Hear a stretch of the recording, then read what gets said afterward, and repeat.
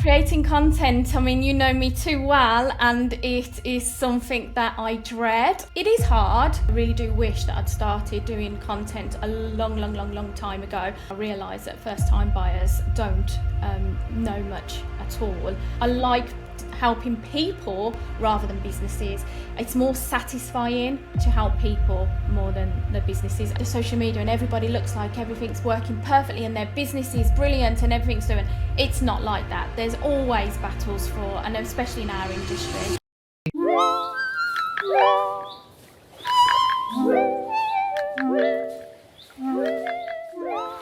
On social media, we always see the highlights, the highlight reel, people talking about, their latest completion and their skyrocketing pipeline and their best quarter yet. And people are quick to come on social media, even though they're not actually, even like the people that don't even use it that much, they come on and they're like, oh look, I've had my record month, and then they disappear off for another quarter, and then they come back when they want to brag about a new completion. And and sometimes people make it look too easy on social media. They make you think that their business is always booming, they're always energetic, they're always happy, they're always at the top of their A game. And that's where we come into the conversation of like Instagram versus reality, or what you see online versus what really goes on behind the scenes.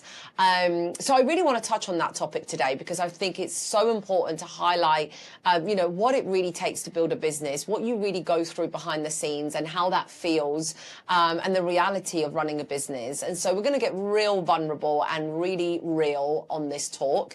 And I hope that's what you actually get from me when you watch these episodes, but also follow me online. I always like to be like the kind of content creator that shows the good, the bad and the ugly. I don't hold back. I don't just show you me on a glamorous day where I'm wearing a yellow suit and I've got my blow dry and I'm on stage. I will then show you what a mess I am the next day and how I'm trying to navigate certain challenges in my life. So that's how I like to show up on social media, and it's not about that glam life.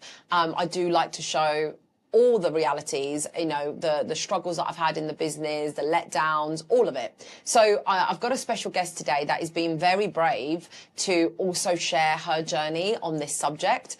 So we're going to get into that in just a second. But if you are new to the show, welcome back. Oh, well, welcome to the show. I'm Rosalia Lazzarettilli, and I'm the founder and CEO of a personal branding and digital marketing agency called Manuka Media. I then run this podcast, the Money Honey podcast, which is a show that brings together women in property, in finance and construction, giving them a spotlight, giving them a chance to say their story. I'm a #1 best-selling author, and I also run female events. So please do get to one of them if you'd like to take this digital relationship physical, get into the physical world. Come to one of our events, because they are super empowering. We just did a collab with Porsche, and we've got so many other exciting collabs coming up. So if you want to get involved in that, let me know, but it is all over my socials. So without further ado, I want to bring on a guest today that is actually going to be speaking to us about how, firstly, she has transported her entire family from the UK to England, to Spain.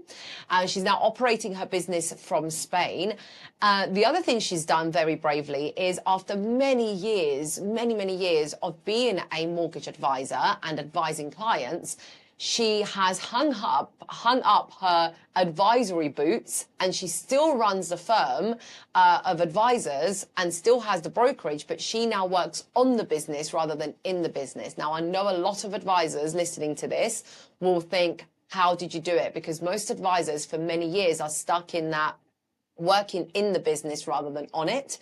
And some people want to do less advising over the years and grow their team and expand their business. So we're going to find out today how the lovely Jo Chapman is getting on in España. Hola, mi amiga.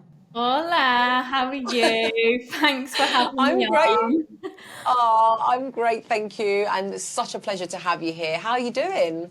Yeah, I'm doing well, thank you. Nice, lovely, hot weather here. So, yeah, I'm sitting in short sleeves. You're in a jumper, not I'm for in a jumper tomorrow. dress, but I have got bright sunny skies. I have to say, Yeah, I do love a sunny autumnal day in the UK. lovely. But I'm obviously wishing for that swimming pool life that you've currently got.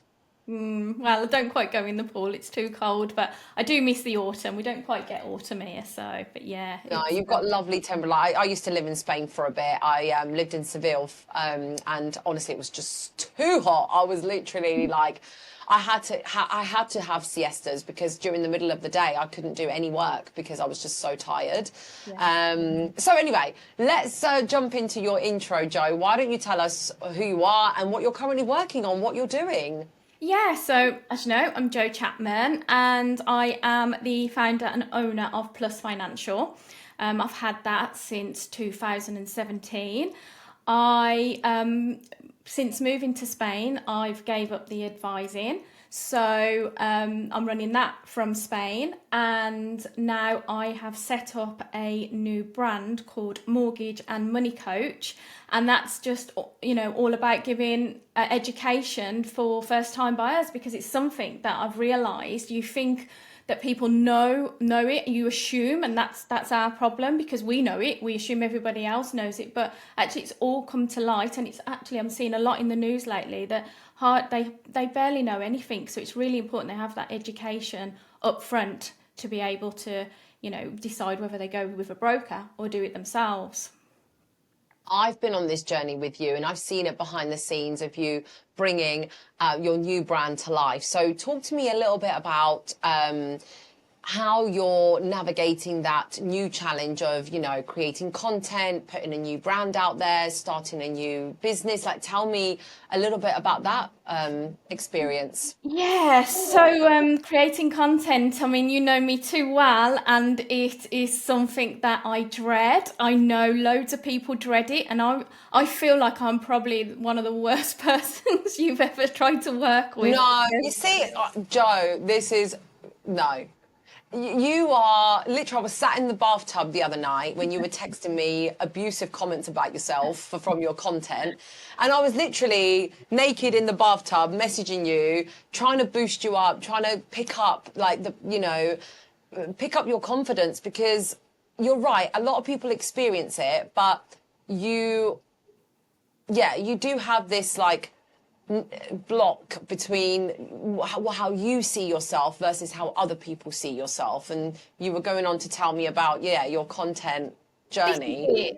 it. This is it. And the thing is, it is, you do, especially these days, it is something that's vitally important. And if someone would have come to me and said, okay, what would one thing would you change on the business? Maybe, obviously not Mortgage and Money Coach, that's new, but on Plus Financial, I really do wish that I'd started doing content a long time ago. And I did give it a go, and then my confidence went, and then I stopped. And I think if you would have carried on doing it, I would be in a much better place, and I'd probably be a lot more confident now as well. And it's one of those things that you are really good at. You are so nice and kind, and the way you try and build me up, and it's on me, it is on me, and it's one of those things. I'm just like, just get over yourself. It is something you have to do to these days to be successful in business, but it is hard. But it is, I'm a work in progress. But if I was to give everybody advice, well, get over yourself, just do it. Yeah, you're It's so right. We're all a work in progress, honey. Anyone out there that thinks they're a done, finished product, they're lying to themselves. I don't think I've ever met anyone, to be honest, even CEOs that are on like next level success in terms of like the size of businesses that they run. I've never met someone who I even felt like was outstanding. They've even said, oh no, I've got plenty more to do, I've got plenty more to learn, I've got so much to deal with. And sometimes the more successful you become, or the more action you take, the more imposter syndrome you get, or the more pressure you put on yourself. So you've been in this game a long time and you've built a phenomenal brokerage. So how did you take that leap from advising on a daily to giving that up? How did you give up your advisory side? realistically something I've been wanting to do for some time anyway, which is running the business. And I've got a great partner in business now, somebody who I made partner, and that's Nikki. And one of the best things I ever did for the business. So, it was something I've been wanting to do, but moving to Spain forced my hand. And, because you can't really advise when you're not on UK soil. So in a way, it forced my hand. And it's something that, like I said, it's someone I've been wanting to do for some time, but now, I'm having to do it. I'm forced to do it. And, I now get to work on the educational side of it all. Yeah. So what exactly does the mortgage and money coach do? Obviously, I know from working with you, Yeah, of but course you do, yeah. But it is what I mean. Initially, what the whole idea of it is from the time when I realised that first time buyers don't know much at all, well, very few anyway, not any, all of them, but very few of them, and it's. Even when they're speaking to you and you're giving them advice, they feel stupid. They feel like, oh, I'm sorry to ask this, and oh, I know I'm stupid. Sounds like me actually. That's what I'm like. But they put themselves down. But I I don't know their job, so of course. So it was more to be able to put it out there, give the education around, and solely concentrating on the first time buyers, like going into it first time, what to do, what to look at, and not just about mortgages as well. From the point of saving for the deposit and everything, and how to make offers and everything like that. So it's just more about giving that education and using all the knowledge that I've built over the years and putting that into a different brand, really. and the brand is more like giving away like freebies, Yeah. downloadables, a course. So you really have transformed as a broker from just giving the advice, and I say just as in Yeah. brokers give advice and that's what they do, but Yeah. you've taken that one step further, and although you're not advising anymore, your team is, what you're doing is providing tools and material and guidance and coaching for the advisor, and you've turned that into your knowledge, essentially you've turned your knowledge into a monetizable product. Exactly. And it's not about trying to cut out brokers. It really No, isn't. I no, mean, yeah. well, at some point, I mean, I've got my own business still, so of course, but it's more giving that all that information up front, which when you're giving advice, you can't think of absolutely everything because each person might know something different. So it's giving all that information up front for them. I mean, realistically, when you read the guide, you think, oh, I've got enough information to go and do it myself. But when you actually read the guide, it actually says, yeah, there's a lot more involved in this. I'm going to go and Yes. speak to a broker. So that, Yeah. but it just moves that away from the people that are worried about asking their broker questions. And also, it will help the broker because they've already got a lot of knowledge up front ready for them to give the actual advice, rather than spending a lot of time, answering questions, which, we don't mind answering those questions, of course, but, I don't want your clients to feel silly for not knowing something that you're like, oh, can't believe you don't know I that. get this all the time, yeah, when people are like, Ros, sorry, but how do I post this on Instagram or how do I do that? And I'm like, no, it's fine. This is the first time you've done it. So, it is overwhelming. It is difficult. And sometimes you have to embrace the fact that if you don't know as much, then you have to spend a little bit more time educating yourself or getting the right tools. Now, I really want to touch on like what I said in my intro, which is how hard it is to actually build a business. You said that, you hit a decent profit and then COVID hit and then apparently it all went downhill from there. So I'd like to know what you meant by that, because you obviously sent me some notes ahead of time. Yeah. And you also said that you felt quite lonely in your business until obviously you moved Nikki in, but you've got a wonderful, supportive and very kind, generous, but also very successful in his own right, your husband, Matt. Yeah. So, whilst he's doing his thing, you're trying to do your thing. So I'd like to know how that dynamic is working. But yeah, what did you mean by it feels lonely in your business and then it all went downhill after COVID? And tell me about that journey.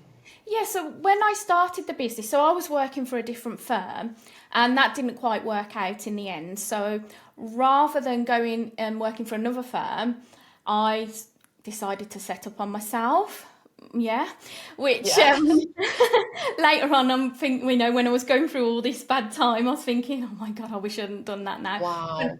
Anyway, I did that. So I went and set up on my own. And because literally I did not have a client bank at all. So everything was from client, probably the odd friend and family. So it all started from nothing, from scratch, because I didn't take the clients with me. You know, one, you can't, and two, it's unethical. It's their clients. So that's, you know, I started with nothing. Managed when Matt joined, because Matt joined the business then as a business partner, we got a good contract. And it was like we've for again, it was first home, so it was like buying people ready to just buy their new build property. And we got that, and we had a load of leads in, but they were so new, like just on the board, you know, just starting to look. And I think that's where a lot of it came from, with understanding, you know, how to deal with people that are brand new to the industry, like coming in to get a mortgage, buy a house, all that sort of stuff. Later on, Nikki joined as admin. Nikki's my cousin, actually, so keep it in the family. And she joined, and she was as admin, and everything was going nice. We had some staff come and go, and you know that was working out fine. They were, you know, doing all the admin side of it all, speaking to the clients beforehand to find out what they're looking at. Then COVID hit. Now, I know a lot of businesses were okay. A lot of older businesses were fine because they had a big client bank. We did not have that client bank. And that was the only thing that people were working from at that time, because everything shut down, didn't it? You couldn't go and view property. So everything shut down. So just as we were about to start hitting profit, it sort of just went downhill. Could have given up, but thankfully for furlough, that helped to pay the staff. Nikki says that I bullied her into becoming a mortgage advisor. If anyone knows Nikki, nobody bullies Nikki, so she's telling a few little fibs there. So she became an advisor. She had to learn through COVID, which was really difficult because we weren't with each other then, before we had an office, and then obviously you couldn't go into the office. Yeah. She found, you know, the compliance and all that sort of stuff, but she's great. She's absolutely brilliant and has been amazing for the business. And then we started to do all right again when everything started opening up. And then it was the Liz Truss thing. It just seemed like disaster after disaster. But we were managing. We were coping. We were fine. Matt then left. He went and did other things. And it was just Nikki and I and a couple of admin, and it was going okay, but it was scary, especially when you're paying staff as well, and you've got to find that money to pay the staff. And then when we made the decision to potentially come to move to Spain, we had to keep it all, you know, we were keeping it all quiet because we hadn't properly made the decision. But once we'd made that decision, it sort of then, I think it got a little bit, Nikki got a little bit nervous, and things were difficult, and we both nearly gave up on the business. She was going to go her way, I was going to close the business down. And then one day I woke up and said, why are you being an absolute idiot, basically? You know, you cannot lose somebody that's been, you know, she's been with me from the start, has been, you know, brilliant with, you know, she's brilliant with clients. She's everything that I want someone to be. It's all about customer service. That's how we've managed to build, and word of mouth. And I decided then to make a business partner. And ever since, it's just gone from strength to strength. So, I love this because, you said about you nearly lost Nikki because of that reason. Yeah, you mentioned it in your notes, but also how hiring staff is scary and it's difficult. And it is difficult because it can feel really lonely. I mean, everyone that works, I started out my business, I don't know if people know, but originally it was like a partnership between me, my husband and my cousin. And it was like year one in the business, it was locked down. They were all going to put their bit into the business, but they didn't. You know, my husband has a full-time job. My cousin was like a graduate and wanted like a fixed salary, and like she wanted a lot more security, which I couldn't give. So that risk I had to take, where I started a business feeling like I was in a threesome, like the Three Musketeers, and then like by the time the business was set up, limited company was out, and I was doing it all on my own anyway, and I just didn't, and in the nicest way possible. Obviously, I just didn't have their backup as much as I thought we would. It wasn't a three-way partnership, but we had to make the opposite decision because we had started out as three individual stakeholders, but we had to go the other way and say, actually, guys, I'm going to have to let you go, and that's heartbreaking to like. you know, I think my husband's been fired about 5 times in my company because he's come back. My husband's also called Matt, and your husband's Matt, and we really are like the opposite. Like you're like, in terms of, but you're not that similar. But like, if we were gonna cross over, like me and your Matt are like very similar, and then you and my Matt are a lot more similar. You're actually just like so good at your job, but you want to be in the background. You want to be like no one talk to, you know, I just want to do my job and I want to do it well. Whereas me and Matt are like, where is that stage, you know? So yeah, poor my Matt, he's been fired a few times and then rehired as IT consultant, then doing some accounting. Then I had to fire him from accounting because we had a HMRC bill come through from a late submission. Like, it was a tiny fee, but I was like, so obviously when I get the bill and I get a fine, I'm like, Matt, what's this fine about? And he was like, oh yeah, I forgot the date and I was like, you're out. I was like, you're absolutely out. You know, I can't rely on you. You know, so we had an argument. He was like, babe, it's just one fee. I was like, no, I'm going to go. So I had to hire an accountant. Obviously, it's so much better for our relationship. But yeah, I get it. I get the struggles of hiring people. Now I've got people, like 12 people working in my team, but because we're not related, it's just so much easier in a way. Like, it's just nicer. It's hard. There's so many hard elements about it as well, but they're not my cousin or my husband, where I feel like they also slack. The closer you are to me, I think the more you can slack, because you just think, oh, I'll sort it out later or something. Whereas, I don't know. But what I want to touch on is when I first started on this journey with you, you were already doing some content and you were already putting yourself out there. So you were doing your own thing, but you were doing it in the commercial realm. So you said in your notes that you took your eye off the ball and you followed the money, right? You followed the money to try and get into commercial because you felt like that was going to be the big bucks, and you started going down that specialist route. And then I was watching you post that kind of content out there, and I was like, fair play, man. Like, you're being like, I've always been a champion for you and Matt. Like, always have, and I hope you felt that, because even though you've never been clients of mine until just of recently, you and I, Jo, just did a bit of work together, I always felt like, you know, you were doing the right thing. It's just a matter of time. You'll find your flow. But you gave up on all that in the end. And I mean it in the nicest way, like, as in, it's a positive thing that you gave it up. Why did you follow the money? Why did you follow commercial? And how did you come to terms with the fact that actually it was time to call it a day? I felt like I got a little bit bored, if I'm honest with you, because, as I say, when I made Nikki mortgage broker, I was mainly trying to send everything over to her anyway. But I did start to get a little bit bored, and that was one of the reasons why I thought, you know, commercial looks like meaty, looks like, you know, got to learn more. I'm always trying to learn, and I don't know why, but I do. It's something I've always done. And then when I started looking into it, it's like, oh yeah, it is actually very attractive. And you think, yeah, you know, one case is worth this. What people don't see is one case might be worth that, but they don't see the hundreds of cases that you have to go through first to actually realise that you've got to say all those no's, and you're spending your time. So realistically, you know, following the money was the wrong thing to do. Plus, I realised after a while, and I think to a certain extent you made me realise that as well, I just didn't have the passion for it. I didn't have the passion for it, and I think I like helping people rather than businesses.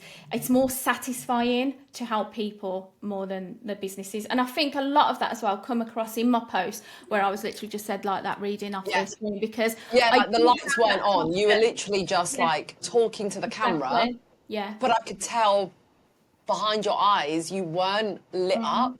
You were really switched off, but you were just doing the videos because that's what you do. Just show up, do the video, and you were just doing it from home. This was like your self-made videos, right? You were just doing that at home. And then when we came together for your strategy, I could see your battle, right? I could see you were battling with, Roz, I'm hiring you because I want you to make this work, right? So you were kind of pigeonholing me as your coach into trying to make it work. And I humoured you for a bit. I was like, okay, but do you think perhaps, and you're like, no, this. And I was like, okay, obviously I have to at some point do what the client wants me to do. But then do you remember where life changed, or where we, not life, but where we pivoted, was when I said, can I interview your husband, and can I interview Nikki, and can I interview another person?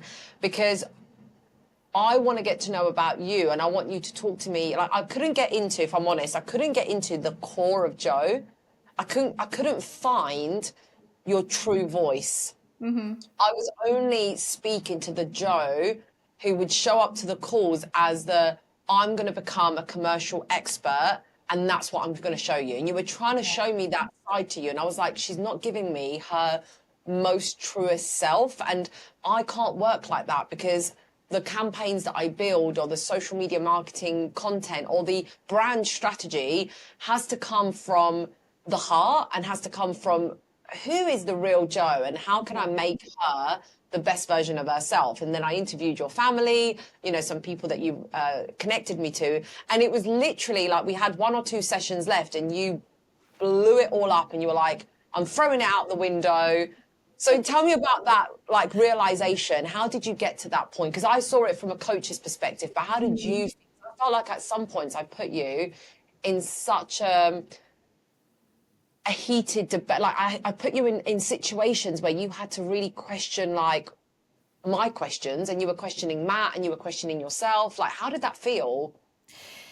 It did. I mean, I mean, as I did keep on going for a little bit, but I obviously was working with you on this mortgage and money coach background. But I don't like to give up, and I felt like I was giving up. But I had tried 3 different like, not networks, but different firms to work with commercial.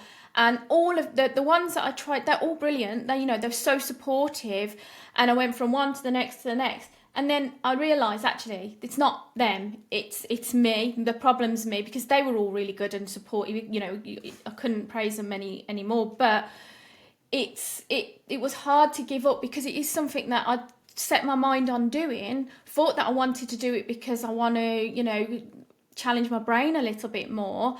And I realised after, like, you know, when we had a few sessions, it did make me realise that actually it is not for me. It is not. And then it would have been even harder. I mean, ironically, in Spain, I can do commercial, because it's non-regulated. I can actually do it, but it's just not, you know, I just finally decided it is not something that I can do, and it is hard getting something up that you set out to do. But I'm just going to leave that to the people that enjoy doing it. Leave it to the experts. So You have to focus on what you enjoy, because you were forcing yourself through, like, videos and content about commercial, but already it's hard enough as it is to do content. Then you've chosen a topic to do it on that you absolutely hate, and art is not your forte, because you don't really like it. It's not your passion.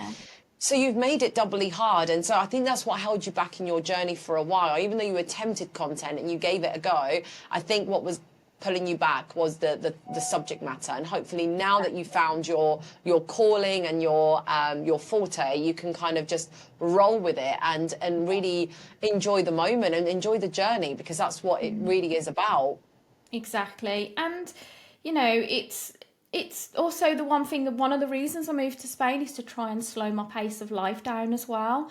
And I'm getting there, and this is what, you know, doing this, you know, working on the business rather than in the business, and then work, you know, doing the mortgage and money coach, that is allowing me to just relax, because I'm not really beholden to, you know, getting that agreement in principle done quickly before the rates change, and getting the application in before the rates change, and or I'm not beholden to that anymore, and I can literally slow my life down, because I do need to. I'm a workaholic, and I want to change that way. So I'm still going to work. I am going to work, and I'll work normal hours rather than sitting in front of my desk all day long, not going to the gym, not doing this, not doing that, because I just sit there and do it. So it's, you know, it's a lifestyle change as well for me, which... Yeah, I know. There's another client of mine that's on his way to Spain, by the way. So I'll be coming. I might branch out Manuka Media Spain, because, because I'll call it Manuka Miel.